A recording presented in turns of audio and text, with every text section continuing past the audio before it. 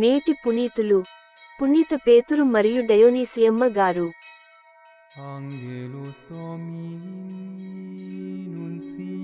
దేవుని సంరక్షణకు మిమ్ము అప్పగించుచున్నాను. ఆయన మిమ్ము ఉద్ధరించి తన ప్రజలందరి కొరకై ప్రత్యేకించి ఆశీస్సులను మీకు ఒసగగలడు. బుధవారం, మే 15, 2024. మొదటి పఠనం అపుస్తలుల కార్యములు 20వ అధ్యాయం 28 నుండి 38 వచనాలు. ఆ దినములలో పౌలు ఎఫెసు నగర క్రైస్తవ సంఘపు పెద్దలతో మీ విషయమై జాగ్రత్తపడుడు. పవిత్రాత్మ మీకు అప్పగించిన మందను జాగ్రత్తగా చూచుకునుడు. దేవుడు తన సొంత కుమారుని రక్తము ద్వారా తన సొత్తుగా చేసుకొనిన దైవ సంఘమునకు కాపరులుగా ఉండుడు. ఏలన మేము మిమ్ము విడిచిపోయిన తరువాత క్రూరమైన తోడేళ్లు మీలో ప్రవేశించును. అవి మందను వదిలిపెట్టవు. మీలో నుండి కొందరు అబద్ధములు చెప్పి శిష్యులను తమ పక్షమునకు మరల్చుకును కాలము వచ్చును. జాగ్రత్తగా ఉండుడు.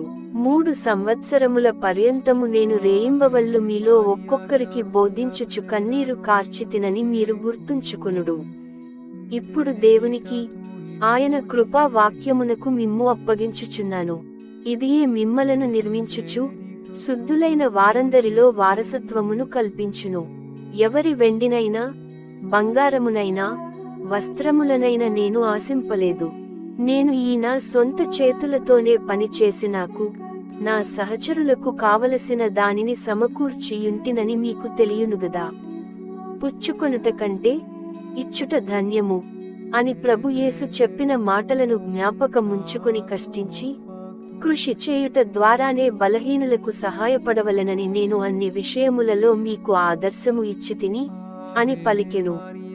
పౌలు ఇట్లు చెప్పి ముగించి వారందరితో తాను గూఢం మోకరిల్లి ప్రార్థించెను.